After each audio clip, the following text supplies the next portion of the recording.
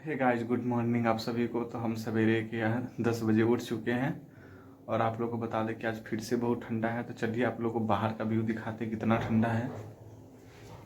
फिर से ठंडा लगता है, भर गया, देखिए ना, इतना ठंडा है कि धूप उगने का नाम ही नहीं ले रहा है। तो चलिए आप लोग को थोड़ा आगे तक दिखाते हैं। तो ये भी था कि धूप उगता था, अब ये भी है कि धूप कुछ भी नहीं उग रहा है।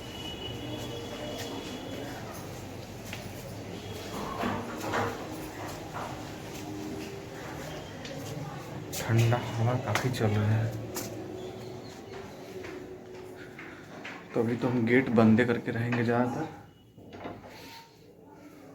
तो चलिए फ्रेश व्रेश होकर के आते हैं तो फिर पढ़ा जाएगा। और जैसे कि कल का वीडियो अभी तक मेरा नहीं देखे हैं तो जा करके मेरा वीडियो देख लें और इस ब्लॉग को भी पूरा देखें, काफ़ी इंटरेस्टिंग होने वाला है। तो हे गाइस, हमारे न्यू ब्लॉग में आप सभी का स्वागत है। तो आज का हमारा जो करेंट, जैसे कि आपको पता है कि हमने स्पीडी ले लिया है और स्पीडी में हमने आज अक्टूबर का पढ़ेंगे, सितंबर तक हमने ख़त्म कर दिया है। तो आज अक्टूबर से स्टार्ट करेंगे। तो आज हम लोग 1 अक्टूबर से स्टार्ट करेंगे फिर से और 15 अक्टूबर तक पढ़ेंगे। तो एक बार आप लोग को दिखा देते हैं। ये तो अक्टूबर वाला तो काफ़ी लंबा चैप्टर है, तो हमको 15 अक्टूबर तक पढ़ना है। तो चलिए एक बार आप लोग को करेंट का शेयर कराते हैं, तो कि आप लोग को भी तो लगे कि हाँ, जो पढ़ रहे हैं सही सच में क्या वो हम दे रहे हैं कंटेंट की नहीं। तो चलिए हम आप लोग को एक बार दिखाते हैं। रहेगा जैसे कि बता दें कि अभी देखिए 1 अक्टूबर से यहाँ से स्टार्ट करेंगे, यहाँ से। और ये थोड़ा सा लंबा है, देखिए ये काफ़ी थोड़ा सा लंबा होगा, 2-3 पेज का होगा। और इस पेज में भी है और यहाँ 12 तक है और हम लोग यहाँ तक पढ़ेंगे। हमने टिक किया हुआ है और हमको यहाँ तक पढ़ना है 15 तक, उसके बाद कल पढ़ेंगे। तो चलिए हमारे ब्लॉग में बने रहिए और हम जो करेंट अभी पढ़ लेते हैं, उसके बाद जो हमें इम्पोर्टेंट लगेगा वो आप लोग से पूछ लेंगे।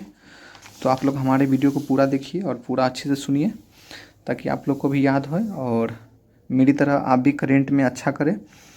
और तो चलिए हम स्टार्ट करते हैं अपना रिवीजन। जैसे कि कल मैंने सितंबर का पूरा जो जो इम्पोर्टेंट लगा, देखिए जैसे डबल टिक लगाते हैं ना, तो वो इम्पोर्टेंट है और सारे में नहीं लगाते। जैसे एक ये हुआ, ये 2 हुआ, इस सब में ना डबल टिक जो भी होगा वो सारा इम्पोर्टेंट ही होगा। यहाँ था, तो इसलिए जो इम्पोर्टेंट है वही हम आप लोग को बताते हैं। तो चलिए जो इम्पोर्टेंट है वो आप लोग को बताएंगे, पढ़ते हैं तब तक हम। तो हे गाइज, आप सभी को बता दें कि हम तो करेंट पढ़ लिए हैं और करेंट में हमें जो इम्पोर्टेंट लगा वो आप लोग के बीच शेयर करने वाले हैं। तो चलिए जल्दी से रेडी हो जाइए सुनने के लिए आप लोग।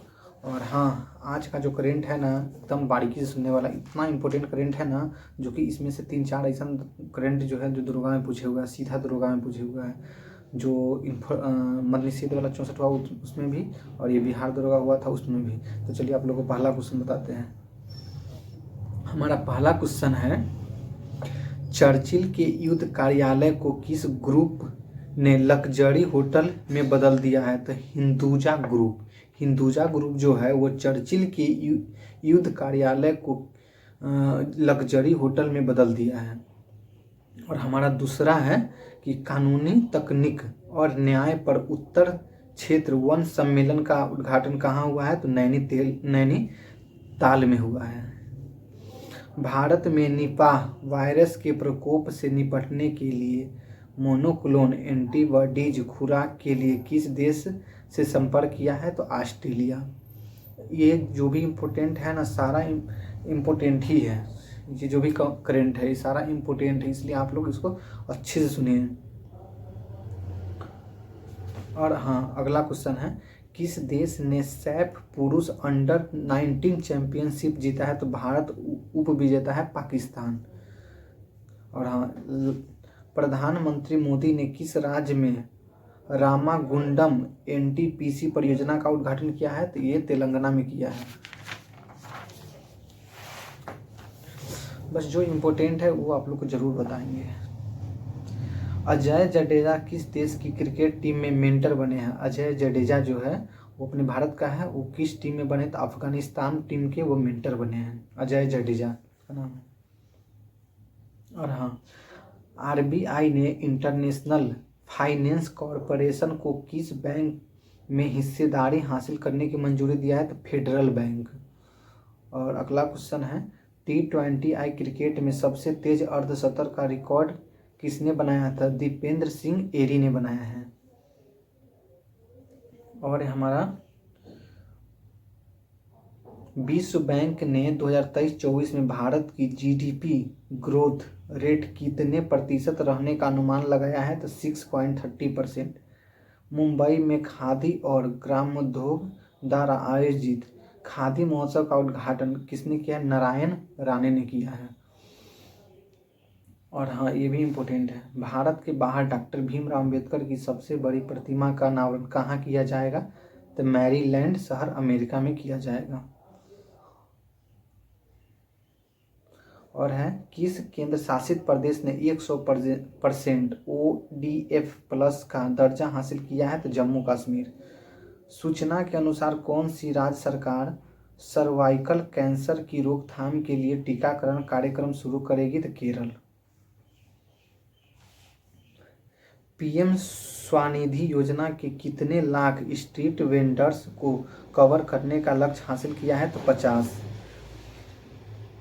किस राज्य सरकार ने न्यायिक सेवाओं में EWS के लिए 10% आरक्षण की घोषणा किया है? तो वो बिहार सरकार EWS के लिए कर दिया है।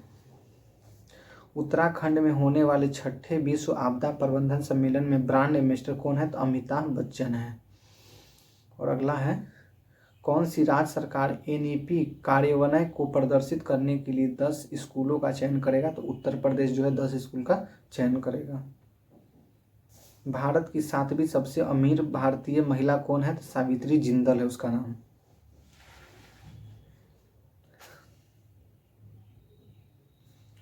पाँच अक्टूबर 2023 को पहला पशु सौदाह गृह कहाँ खुलेगा? तो लखनऊ में। ये जो है ना इम्पोर्टेंट उतना नहीं था, फिर भी। किस राज्य का तट मंदिर भारत का पहला हरित ऊर्जा पुरातत्व स्थल बन गया है? तो तमिलनाडु का तट मंदिर। ये पहले ही बता चुके थे आप लोग को।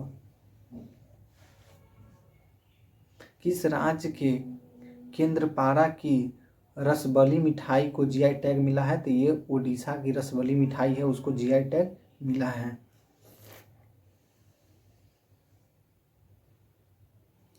किस राज्य के मुख्यमंत्री ने रोजगार को एक ही पोर्टल पर उपलब्ध कराने हेतु रोजगार प्रयाग पोर्टल लॉन्च किया है? तो उत्तराखंड। किसने जलवायु परिवर्तन पर 2023 अंतर्राष्ट्रीय सम्मेलन का अध्यक्षता की है? तो UAE। किस देश के प्रधानमंत्री ने पद्म ब्रिज रेल लिंक का उद्घाटन किया है? तो बांग्लादेश। और अगला क्वेश्चन, अंतर्राष्ट्रीय क्रिकेट में सबसे ज़्यादा छक्के लगाने वाले अपने रोहित शर्मा भारतीय क्रिकेट के हैं। बस 1 2 3 क्वेश्चन और है। किस राज्य में शिक्षकों को टेस्ट के माध्यम से सरकारी कर्मचारी का दर्जा दिया जाएगा? तो बिहार में। किस तमिल लेखक को उनकी आत्मकथा सूर्य वामन के लिए सरस्वती सम्मान मिलेगा? शिवशंकरी को।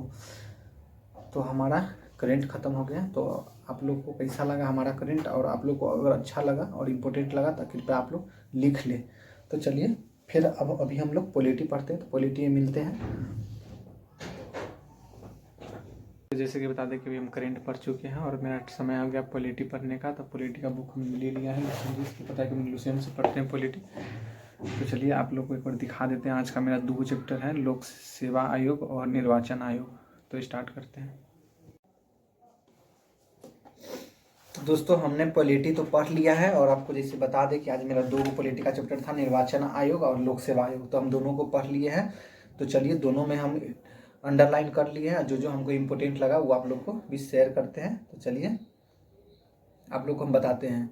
तो एक बात और है कि ठंडा काफ़ी बढ़ गया है। हमको तो लगा कि ठंडा ख़त्म हो जाएगा, लेकिन नहीं, ठंडा बढ़ गया है। कंबल में भी ठंडा लगता है।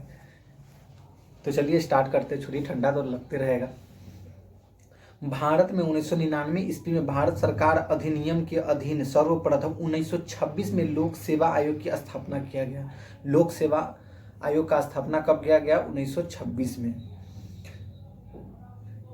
लोक सेवा आयोग की स्थापना के लिए 1924 ईस्वी में विधि आयोग ने सिफारिश की थी। लोक सेवा आयोग की स्थापना के लिए विधि आयोग ने सिफारिश कब की थी? तो 1924 में किया था। संघ लोक सेवा आयोग के अध्यक्ष तथा सदस्यों की नियुक्ति। संघ लोक सेवा आयोग के सदस्यों की संख्या निर्धारित करने की शक्ति राष्ट्रपति को है। आप संघ लोक सेवा के आयोग के सदस्य का जो नियुक्ति होता है वो राष्ट्रपति करेंगे। वर्तमान में इसकी संख्या 10 है।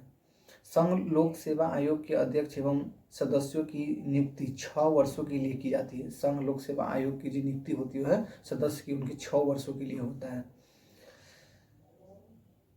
यदि यह 6 वर्ष के अंदर 65 वर्ष की आयु पूरी कर लेता है तो वह पद मुक्त हो जाता है। अब हम बताते हैं, जैसे कि उनका जैसे 65 वर्ष हो गया, वो अपना सदस्य ग्रहण 3 साल किए हैं, लेकिन 65 हो गया, फिर भी उसको हट जाना पड़ेगा, उस पद से मुक्त होना पड़ेगा। और अथी मतलब 6 वर्ष तक खत्म हो गया और 62-63 चल रहा है तो और अगर चाहे तो ये बन सकते हैं। राज्य लोक सेवा आयोग के अध्यक्ष तथा सदस्यों की नियुक्ति राज्यपाल करते हैं। मतलब केंद्र में राष्ट्रपति तो राज्य में राज्यपाल, परंतु इन्हें हटाने का अधिकार राज्यपाल को नहीं है। और जैसे में राज्य में लोक सेवा आयोग का नियुक्ति राज्यपाल करते हैं, तो राज्यपाल जो अध्यक्ष का चुनाव करते हैं ना, उस अध्यक्ष को, सदस्य को मतलब राज्यपाल हटा नहीं सकते, वो राष्ट्रपति हटाएंगे। राज्य लोक सेवा आयोग के अध्यक्ष एवं सदस्यों का कार्यकाल 6 वर्ष या 62 वर्ष की उम्र तक होता है। इन दोनों में जो पहले पूरा होता है उसी की तरह अवकाश ग्रहण करते हैं, परंतु उन्हें कार्यकाल के बीच उच्च न्यायालय के प्रतिवेदन पर तथा कुछ निर्याताओं ने होने पर संविधान के अनुच्छेद 317 के अंतर्गत राष्ट्रपति हटा सकते हैं। तो चलिए, निर्वाचन आयोग में जो अंडरलाइन किए थे वो आप लोगों को बता दिए। अब आइए निर्वाचन आयोग। निर्वाचन आयोग में आप लोग को शॉर्ट बताएंगे, क्योंकि आप लोग थोड़ा बहुत जानकार हैं। जैसे में संविधान के भाग 15 के अनुच्छेद 324 से 329 में निर्वाचन संबंधित उपबंध दिया गया। भारत निर्वाचन आयोग की स्थापना 25 जनवरी 1950 को हुई। निर्वाचन आयोग की स्थापना 25 जनवरी 1950 को हुआ था। यह एक अस्थायी संवैधानिक निकाय है। निर्वाचन आयोग का गठन मुख्य निर्वाचन आयुक्त एवं अन्य निर्वाचन आयुक्त से किया जाता है, जिनकी नियुक्ति राष्ट्रपति के द्वारा की जाती है। मुख्य चुनाव आयुक्त का कार्यकाल 6 वर्ष या 65 वर्ष की आयु जो भी पहले हो चुका है।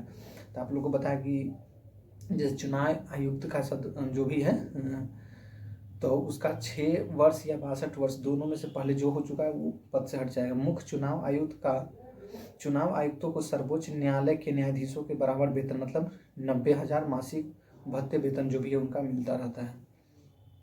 पहले चुनाव आयोग 1 दिवसीय आयोग था, परंतु अक्टूबर 1993 में 3 सदस्यीय आयोग बन गया। अब देखिए निर्वाचन आयोग के मुख्य कार्य क्या क्या उनका: चुनाव क्षेत्रों का परिसीमन करना, मतदान सूचियों को तैयार करवाना और विभिन्न राजनीतिक दलों को मान्यता प्रदान करना, राजनीतिक दलों के आरक्षित चुनाव चिन्ह प्रदान करना, चुनाव करवाना, राजनीतिक दल के लिए आचार संहिता तैयार करवाना। तो चलिए ये तो बता दिए। और निर्वाचन आयोग के स्वतंत्रता के लिए संवैधानिक प्रावधान क्या क्या है? निर्वाचन आयोग का संवैधानिक संस्था के अर्थात इस निर्माण संविधान में किया गया है, मतलब अपने संविधान में ही किया गया निर्वाचन का। मुख्य चुनाव आयुक्त एवं चुनाव आयुक्त की नियुक्ति राष्ट्रपति करते हैं, वो तो आप लोग को ही बता ही दी है। और चलिए थोड़ा सा इधर का जो बचा है वो बताते हैं। जैसे राष्ट्रीय दल का दर्जा हासिल करने के लिए आवश्यक शर्तें क्या क्या? जैसे हमको राष्ट्रीय दल का दर्जा लेना है कोई भी चीज का, तो उसे क्या क्या करना पड़ता है? लोकसभा आम चुनाव अथवा राज्य विधानसभा चुनाव में किन्हीं 4 अथवा अधिक राज्यों में कुल डाले गए वैध मतों में 6% प्राप्त करना जरूरी होगा। इसके अलावा इसे किसी राज्य अथवा राज्यों का विधानसभा की कम से कम 4 सीटें जीतनी होंगे, अथवा लोकसभा में 2 सीटें हो, ये कम से कम 3 विभिन्न राज्यों में हासिल की गई हो। अब थोड़ा बहुत आप लोग को बताते हैं वर्तमान में कौन कौन से पार्टी का क्या क्या चिन्ह है। जैसे भारतीय जनता दल कमल है, भारतीय राष्ट्रीय कांग्रेस पंजा है, भारतीय राष्ट्रीय कम्युनिस्ट हंसिया तथा बाली है, राष्ट्रीय कांग्रेस पार्टी घड़ी है, बहुजन समाज पार्टी हाथी है। असम को छोड़ करके भारतीय कम्युनिस्ट पार्टी जो है हंसिया हथौड़ा तारा है, मरीन मूल कांग्रेस जो है तृणमूल कांग्रेस जो है जोड़ा फूल है, नेशनल पीपुल्स पार्टी जो है पुस्तक है। हमारे यहाँ बिहार में पीपुल्स पार्टी जो है पुष्पम प्रिया चौधरी उसी से लड़ती है। तो चलिए, हमारा आज का 2 चैप्टर पॉलिटी का था वो ख़त्म हो गया। और बस आप लोग को ज़्यादा कुछ करना नहीं, बस सुन लेना है, सुन करके ही याद हो जाएगा। और रेगुलर रहिए, रेगुलर रहने से ये होगा ना कि आपको आदत हो जाएगा कि ये हम मतलब जैसे कि हम मेरा टाइम टेबल क्या है पढ़ने का, आपका वही हो जाएगा। तो चलिए, आज तो हमको कहीं जाना नहीं है, रूम में ही बैठ के पढ़ना है। और अभी हम उठेंगे तो खाना खाएंगे, और खाना खाने के बाद फिर से आएंगे तो मैथ पढ़ेंगे 1 घंटा, 2 घंटा रीजनिंग पढ़ेंगे, उसके बाद स्टैटिक्स पढ़ेंगे, और फिर रात को साइंस पढ़ेंगे। तो चलिए, मैथ रीजनिंग पढ़ के और बताते हैं आप लोग को, उसके बाद स्टैटिक्स पढ़ेंगे, तो फिर हम लोग मिलेंगे। तब तक के लिए बने रहिए हमारे वीडियो में, और फिर मिलते हैं। तो है गाइस, मेरा समय था मैथ रीजनिंग पढ़ने का, और मैथ रीजनिंग हमने पढ़ लिया। तो चलिए बताते हैं। आज का रीजनिंग का स्कोर 20 में 19 रहा, और मैथ में आज 25 मैथ बनाए। तो चलिए, आप लोग को आज मैथ दिखाते हैं कि हम कौन सा मैथ बनाए हैं। तो है गाइस, जैसे कि मेरा ये चैप्टर था प्रतिशत, तो जो कि मैं यहाँ से बनाया हूँ, यहाँ से स्टार्ट, और पूरा देखिए 13।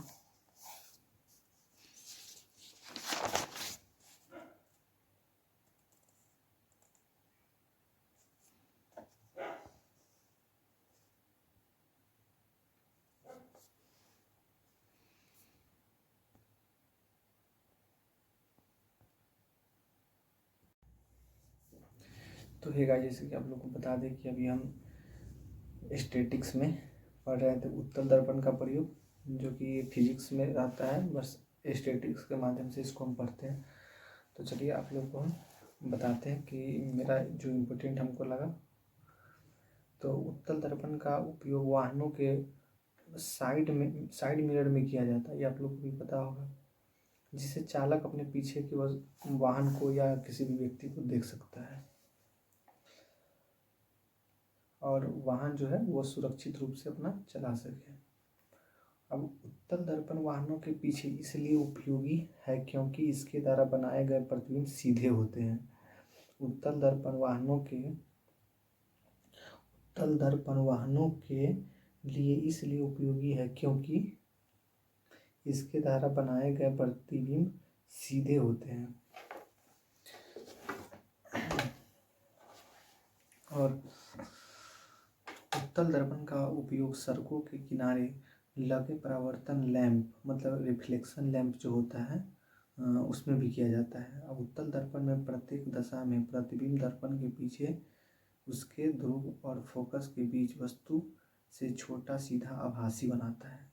और अवतल लेंस, उत्तल लेंस आप लोग को बता दिए, अब पढ़ेंगे अवतल लेंस। तो चलिए स्टार्ट करते हैं। अवतल दर्पण का उपयोग सर्चलाइट वाहन की हेडलाइटों में किया जाता है, और चिकित्सक का आँख, कान, नाक, गला आदि की जांच के लिए अवतल दर्पण का उपयोग किया जाता है। सौर ऊर्जा में चलने वाले उपकरणों के अवतल दर्पण का उपयोग किया जाता है। चेहरे का बड़ा प्रतिबिंब देखने के लिए, दाढ़ी बनाने के लिए समय अवतल दर्पण।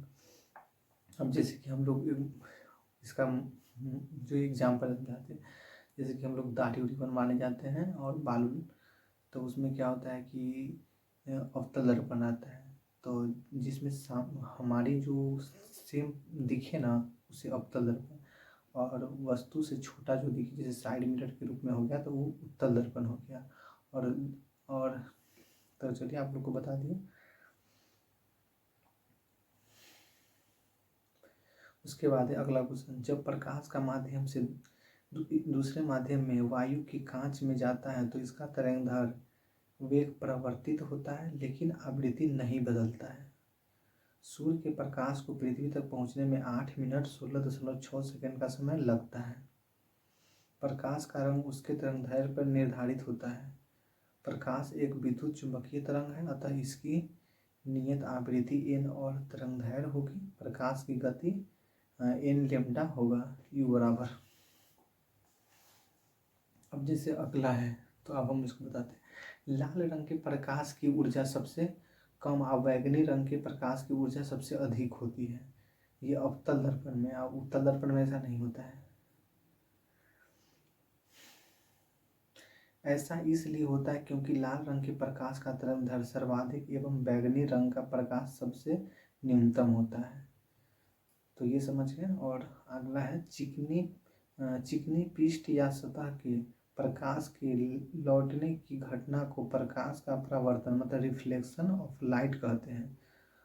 आपतन कोण परावर्तन कोण के बराबर, आपतन कोण जो होता है वो परावर्तन कोण के बराबर होता है। अपवर्तित किरण आपतन बिंदु पर अभिलंब व परावर्तित किरण एक ही तल में होते हैं। और थोड़ा सा बच गया समतल दर्पण में। जैसे समतल दर्पण से बना वस्तु का प्रतिबिंब दर्पण के पीछे उतनी ही दूरी पर बनता है जितनी दूरी पर वस्तु दर्पण के सामने रखी जाती है। यह आकार में वस्तु के बराबर व आभासी होता है।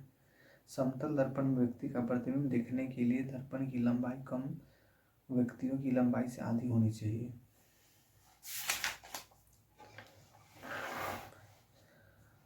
ये तो हो गया। थोड़ा सा लाल हरे व नीले रंग के प्रकाश के मिश्रण में श्वेत प्रकाश उत्पन्न होता है। लाल हरा व नीला प्राथमिक रंग का मूल रंग होते हैं। तो ये गाइस जैसे कि हम ये जो बताएं ये इम्पोर्टेंट है। जैसे कि स्टैटिक्स के तौर पे जो फिजिक्स पूछता है तो थोड़ा बहुत उसके लिए ठीक है। तो अभी समय थोड़ा ज़्यादा हो चुका है और अभी हमें बहुत कुछ पढ़ना भी है। तो आप लोग हमारे वीडियो में जाइए, कमेंट में कुछ लिखिए ताकि हमको भी मोटिवेट हो। और मेरा वीडियो आप लोग देखिए, कोशिश करिए कि वीडियो देखें पूरा। और हमारे चैनल पे अगर नए हैं तो आप लोग सब्सक्राइब करें और हमारा जो यूट्यूब फैमिली है उसे थोड़ा सा बड़ा करें। तो ये हमारा चैनल जो स्टडी से रिलेटेड है, आपको भी पता है। हम जितना दिन स्टडी करेंगे उतना दिन इस वीडियो पे आता ही रहेगा। हम कहाँ हैं, क्या पढ़ रहे हैं, वो आप लोग सारे देख सकते हैं वीडियो के माध्यम से। तो हमारा एक भी ऐसा दिन नहीं होगा जिस दिन वीडियो हमारा नहीं आएगा। तो कोशिश है कि आप लोग जाइए और हमारा पूरा वीडियो देखिए और हमारे ढेर सारे प्यार दीजिए। और सबसे बड़ी बात यह है कि हमारे वीडियो पे व्यू नहीं जा रहा है, इसका मतलब आप लोग नहीं देखते हैं। अरे बता भी तो सकते हैं कि अच्छा नहीं लग रहा है। चलिए कोई बात नहीं, मिलते हैं कल के अगले व्लॉग में फिर से उसी अंदाज में।